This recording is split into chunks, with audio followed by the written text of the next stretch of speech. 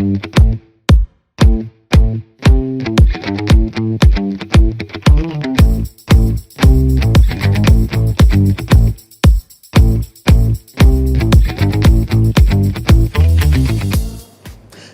I'm Tobela Tapula. I'm the CEO of Nxeko Group. What is my superpower? My superpower is the Lord God, Jesus Christ.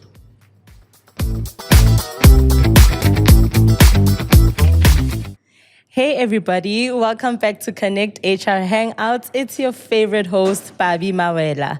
We are back with episode 21. What a milestone for us. If you're new here, welcome. And if you're a returning subscriber, please like, comment, share, and click on the notification button to receive notifications every time we upload a new episode. In studio today, we have Tobela Tapula. How are you?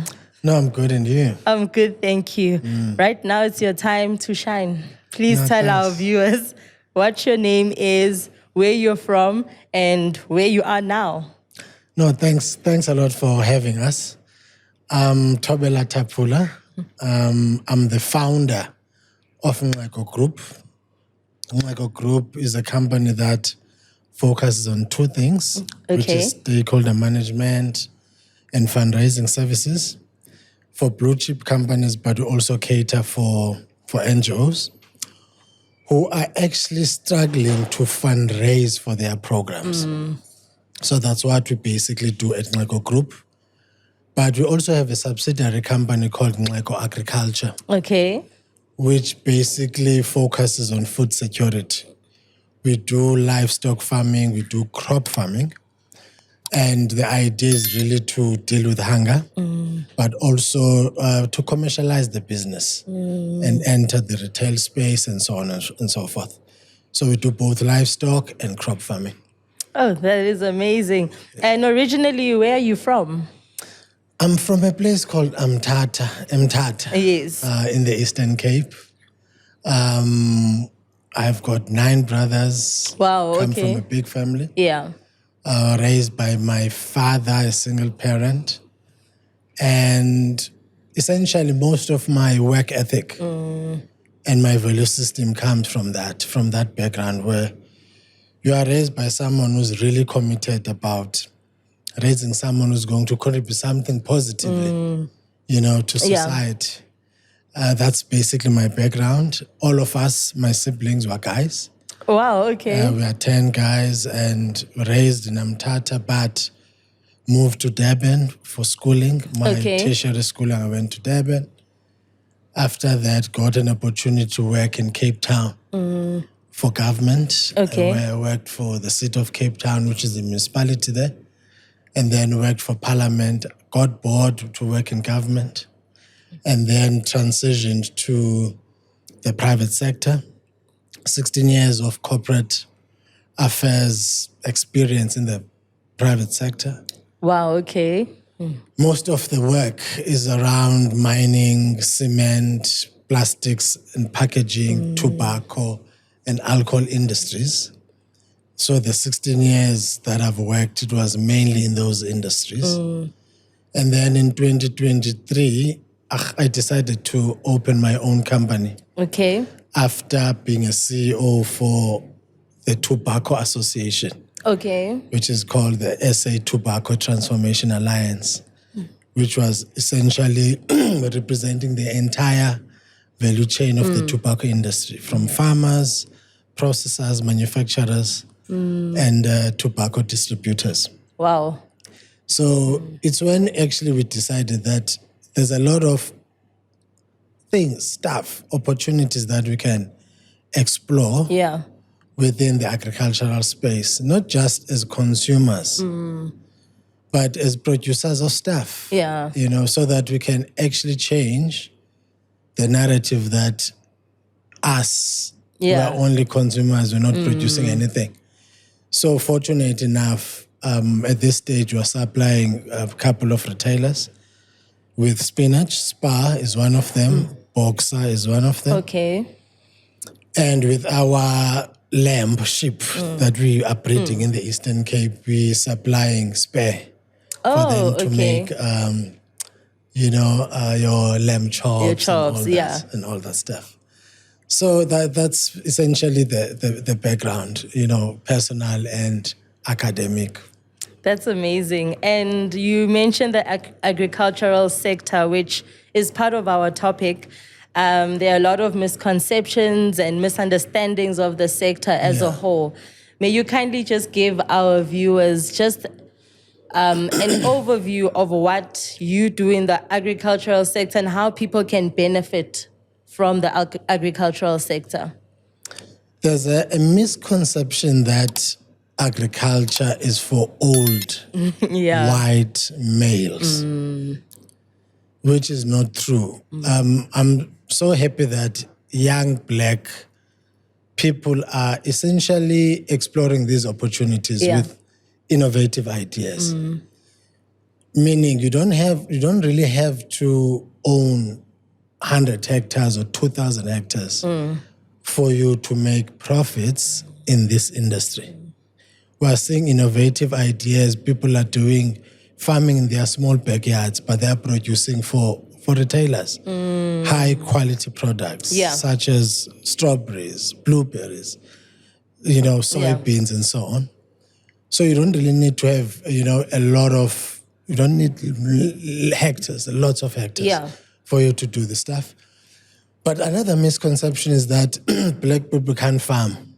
Yeah, which is I think it's a colonial thinking. Because when white people came to Africa, especially in South Africa, they didn't know how to farm in this climate coming from Europe. So they had to learn from black commercial farmers, not black subsistence or emerging farmers. Black commercial farmers were doing so well to a point that they were exporting their products to other markets, SADC and other places. So, but because of, colonization, apartheid, people losing their land, we ended up losing that skill, of farming for commercial farming and so on. So the misconception now is that black people can't do any farming. We have to be taught by our white counterparts, which is not true. So our company is mainly to change the narrative that black farmers cannot compete toe-to-toe with their white counterparts. It's not true. Yeah.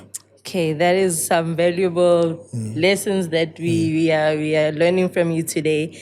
And you mentioned that you were previously in the public sector, and now you are doing consultancy work. Yes. How was the transition in that?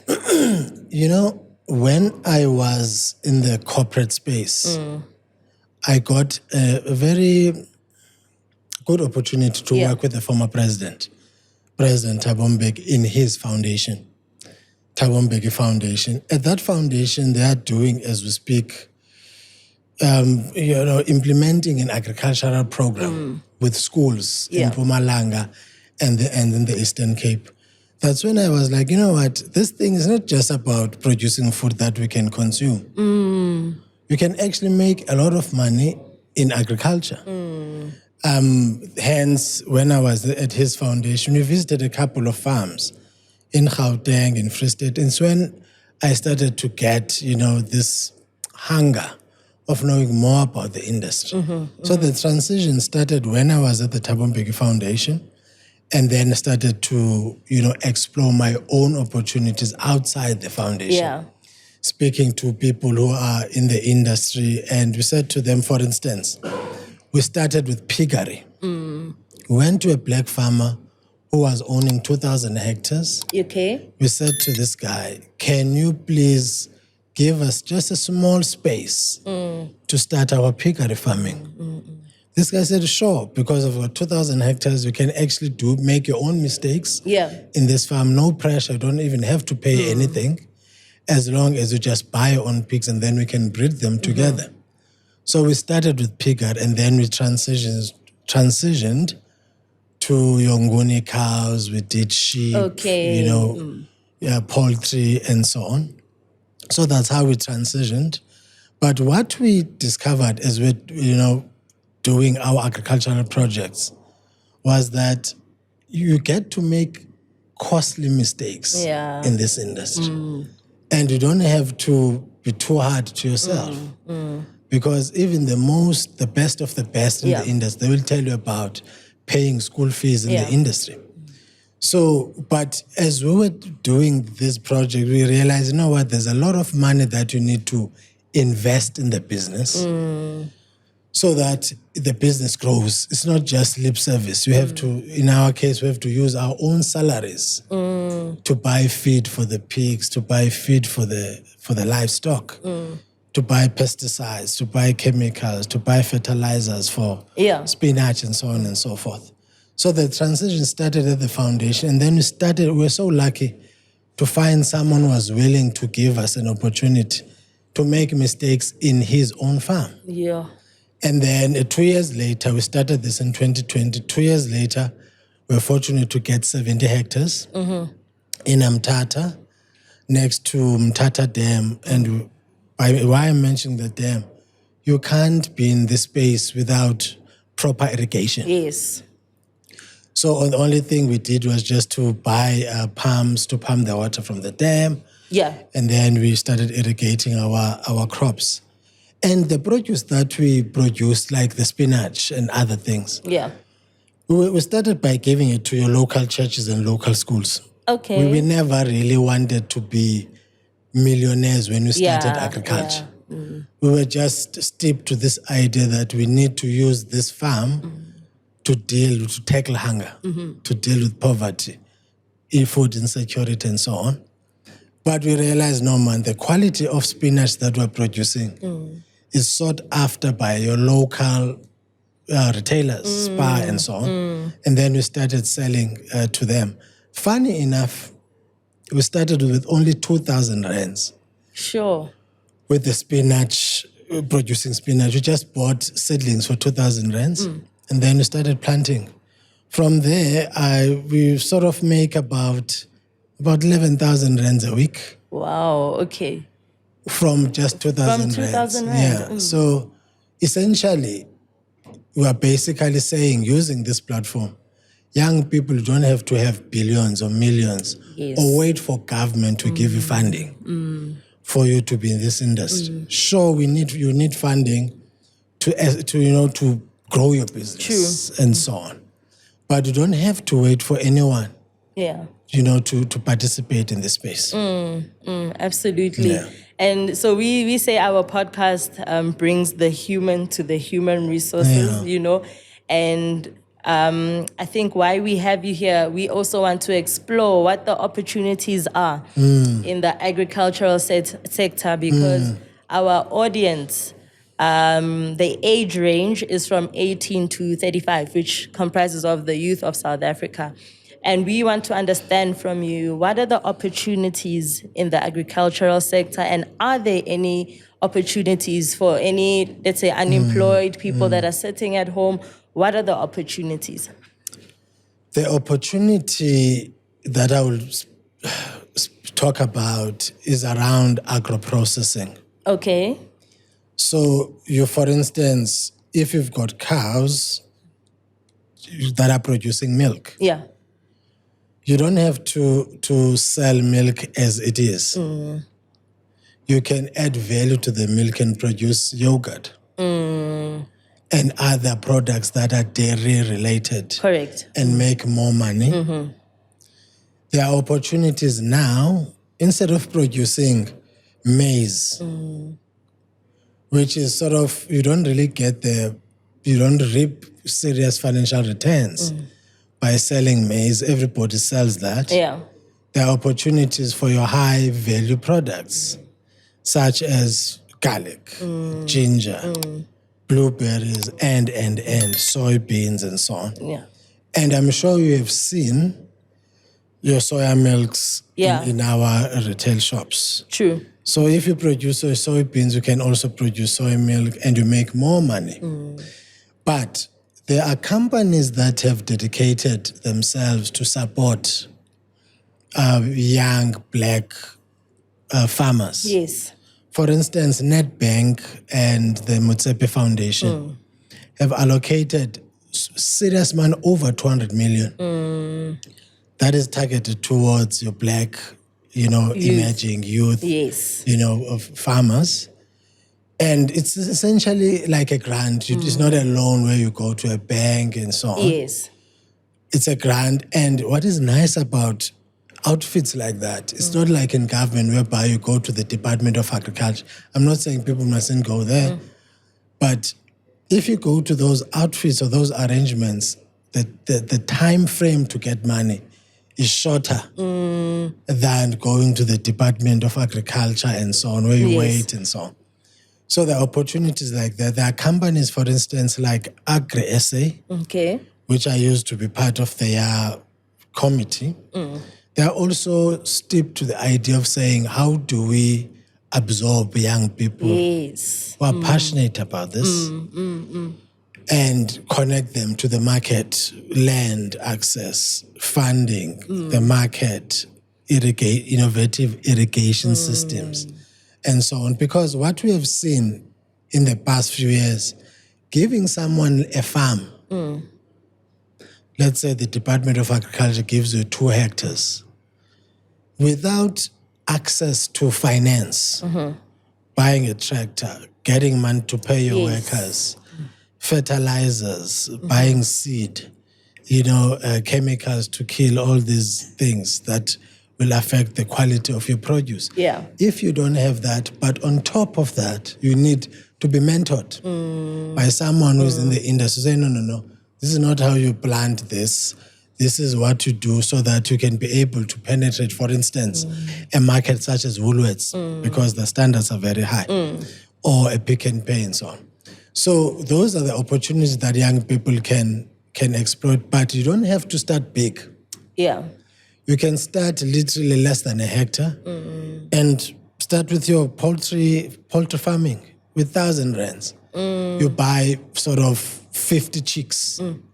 And then you breed these things and then you start selling into your community. And then you start growing your business. So there are many, many opportunities. But in our company, our job is basically to connect young people to these opportunities, because we know blue chip companies or NGOs that are working in this space and are willing to support young people. For instance, Africa Tikkun is one of those companies that are seriously concerned about the transformation of this industry. True.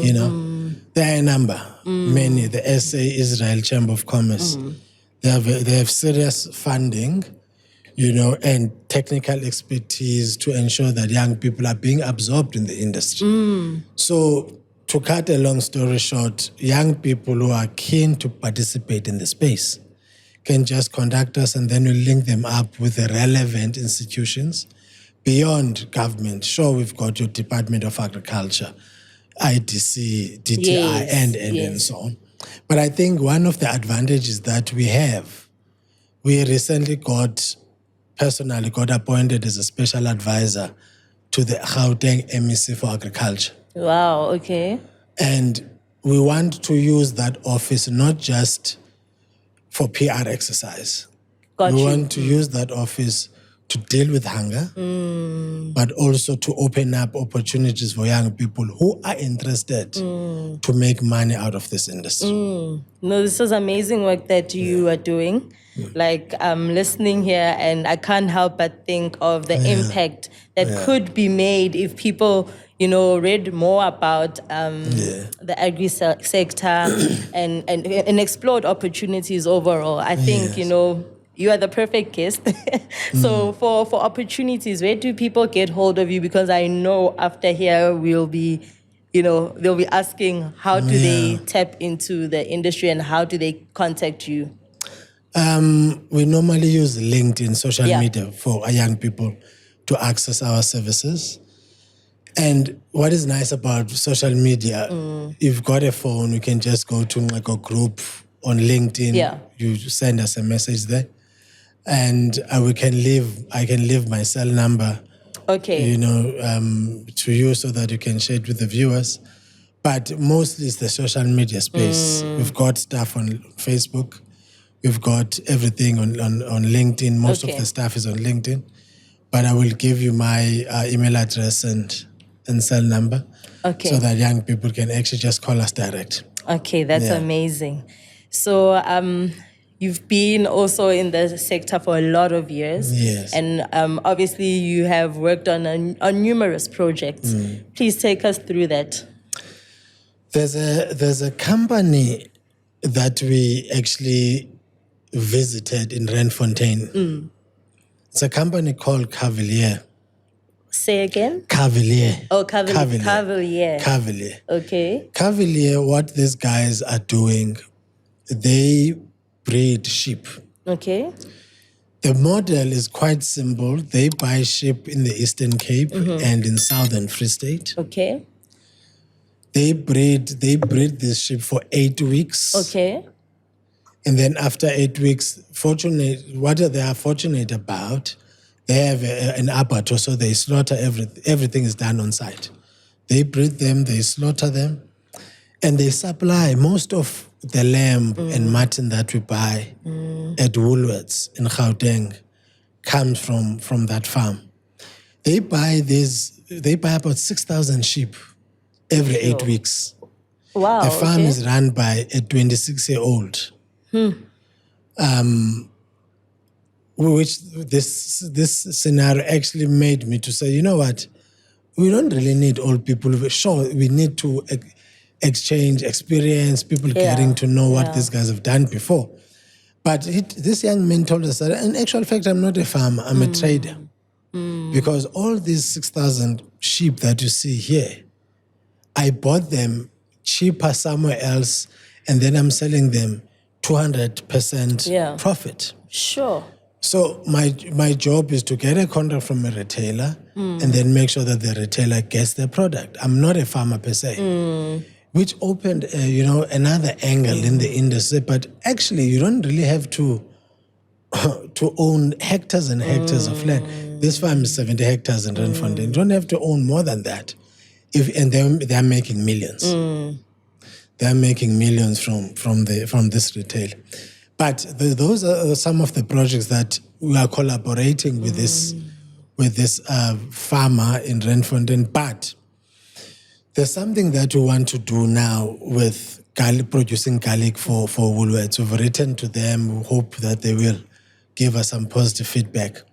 Because as you know, garlic is not cheap. Yes. But it's not expensive to grow. Okay. So what we are busy doing now at our farm is to make sure that young people are not just producing the stuff that our grandmothers used to produce. Cabbage, potatoes, and all those things. Sure, there's space for it because we live in a country whereby people still need to access those stable foods. But if you're in the space and you want to maximize profits in this industry, you have to look at those, high-value products. So the stuff that I mentioned before. So the projects that we're doing now essentially is the spinach, making sure that we go beyond just Spar and Boxer and penetrating to other retail shops. There are many in the country.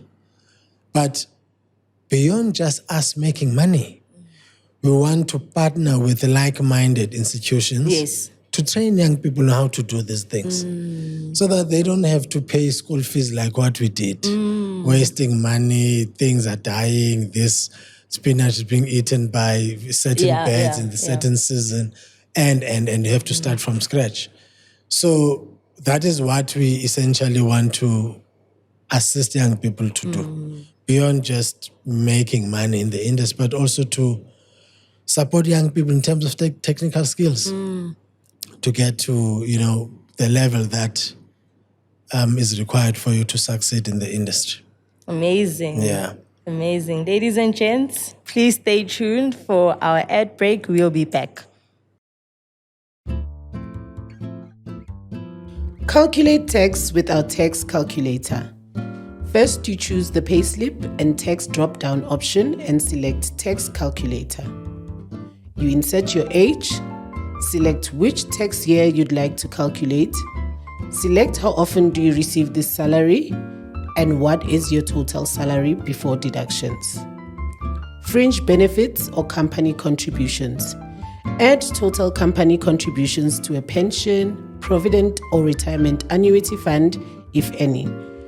Add your medical aid contributions, if you have any, and your number of MA beneficiaries, if you are the principal beneficiary and MA is paid for by the company.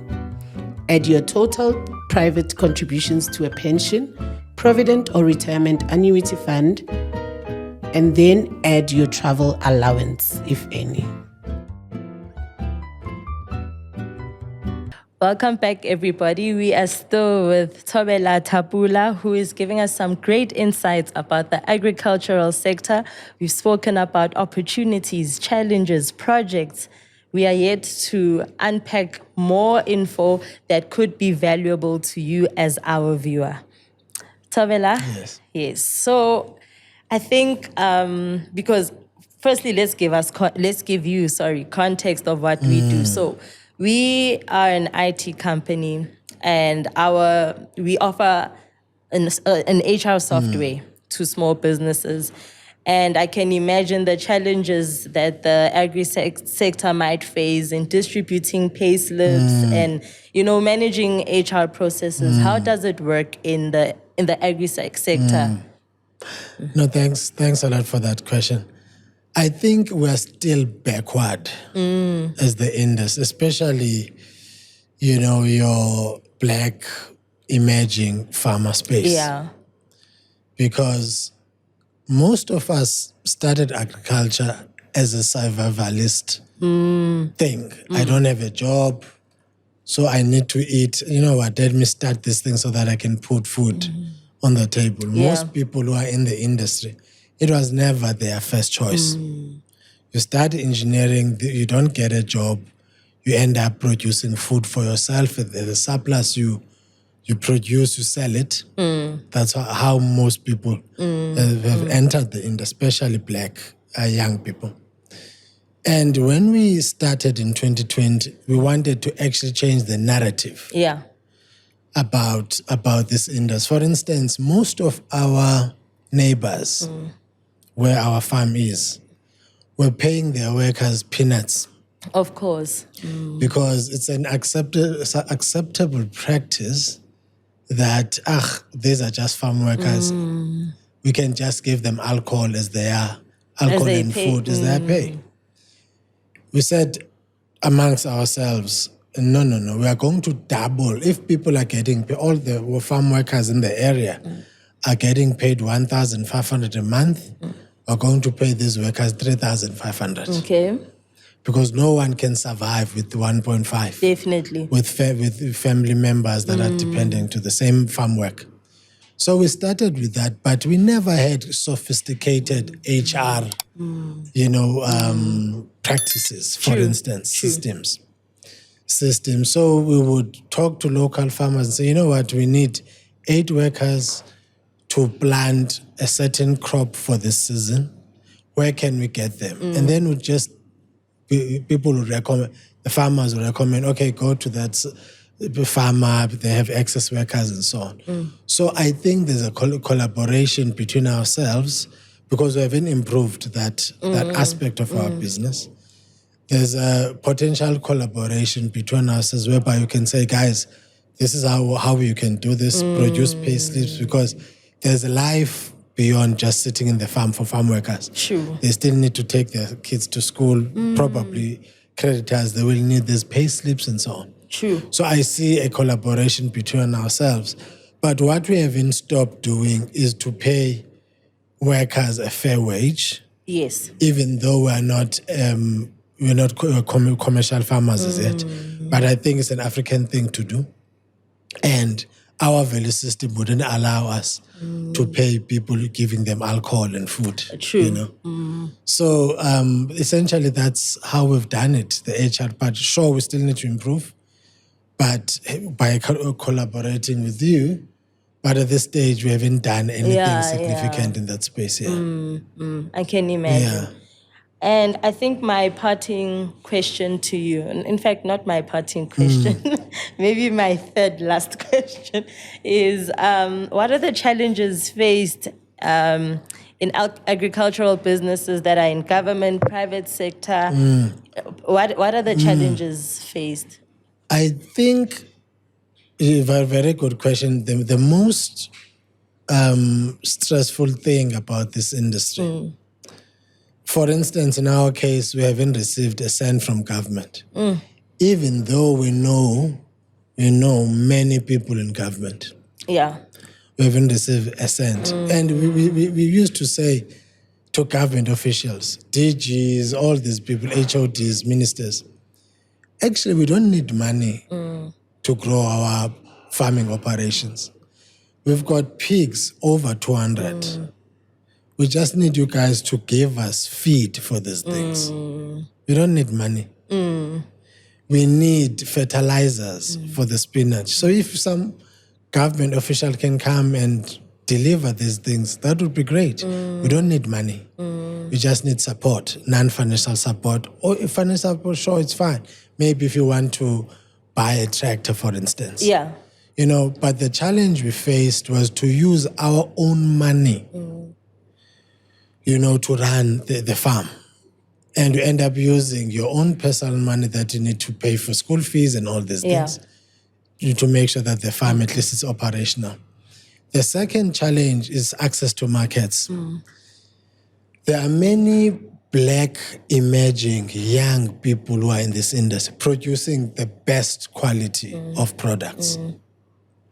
But they don't know how to penetrate a market such as Woolworths or Spar or Pick n Pay. And the challenge, and government is not really interested to engage their private sector counterparts to say, we've got 15 farmers in Mpumalanga who are producing proper spinach or all these nice things. How do you absorb them so that they are part of the value chain? So that is the challenge that many people, I'm sure you've seen on social media, people are producing high quality crops. Yeah. But they don't have access, to the market. So access to finance, I said, is one of the challenges. But there's no farming without irrigation, proper irrigation system. Many guys who are getting farms from government, they don't even have dams, those farmers, those farms. They're not given serious support in terms of the irrigation system. So we have to end up go to another government agency to get money to, capacitate yourself in that aspect. So without irrigation system, there's nothing you can do in farming. You are a landowner, but you're not a farmer. Yeah. So, but can I tell you something that I'm sure most people are not aware of? Yeah. 80% of the food that is produced in South Africa come from the two provinces that are the driest in the country. Sure. It's Free State and the Western Cape. Sure. The provinces that have the good climate to produce food, fertile soil and all that, is Eastern Cape, KZN. And we have not tapped, there's nothing that is coming out of those provinces because there's no political will, in those provinces. Free State, Western Cape, there's a political will, the driest, but they've found innovative ways of producing for the country. So one of the challenges that we are facing is that there's no political will in these Department of Agriculture, Provincial Department of Agriculture, entities, if I can put it that way. People are just sitting there doing their mundane jobs. You call them and say, guys, I only need 30,000 rands to buy seeds for garlic. And they will tell you about, in the next 6 months we're going to advertise for this stuff. But we are not talking to a person who just wants to be capacitated about how to plant something or to grow something. You are talking to someone who's already in the retail space, who's saying, but can you supply us with seats, for instance. So there's no political will, one of the challenges. And guys who are appointed, who are holding senior positions in government, especially in the Department of Agriculture, are not farmers. They don't have any clue how to run a farm. For them, it's just a job. Yeah. I just do my job and all that. There's no passion. There's no passion to ensure that this industry produces future entrepreneurs, future black farmers who can contribute to the economy and towards job creation. So those are the challenges that are faced by us, in the industry. Sure. Well, thank you, Tobela. Yeah. Thank you so much for your input and the information that you've shared with us. So like I mentioned, our viewers are young people. Yes. What is your advice to them and what are your parting words for the episode? I think for young people, sure, it's important to study, whatever that you want to study, but everything that we touch has some agricultural elements in it. Yeah, true. So young people must start being interested in this industry. No one is going to open opportunities for them. Yeah. They have to fight for these opportunities. There's a reason why our white counterparts are in this industry and they can fight to death to protect what they have. Because they know that this is the thriving industry. People need to eat. There's always a need for these products because we have to eat. 60 million South Africans, they need to eat. So for young people, don't look at agriculture as a boring, dirty industry. There are many, many opportunities in this industry. Doing agro-processing, producing food for, as I was saying, for retailers, doing many, many, many, exporting your products to Europe, your beef and many opportunities. So, but most young people are not really exposed to these things. Hence, we are here in your show to say, contact us. Yes. Let's sit down and assist with this opportunity because no one is going to rescue us. No one is going to rescue them, because people are eating from this industry, will never let go of those benefits. Yeah. So my parting shot is that if you're interested to participate in this industry and you are passionate about it, there are lots of opportunities, there are a lot of money. Contact us. We'll make sure that we connect you to the right institutions, right channels, so that you are not paying school fees like what we did. Thanks. Thank you, Tobela. Thanks a lot. So we have a little token of appreciation for you for saying thank you for coming to our podcast. And we wish you all the best in your future endeavors. Thanks a lot. Thanks. All right, ladies and gentlemen, this was Tobela Tapula. You can find him on LinkedIn. And please stay tuned for episode 22, which you'll find next week, where we get to show you what they do on a daily basis, rather. Yeah, I'm looking forward to that, by the way. Yes. All right, ladies and gentlemen, it's your sizzling host, Babi Mawela. See you next time. Thanks.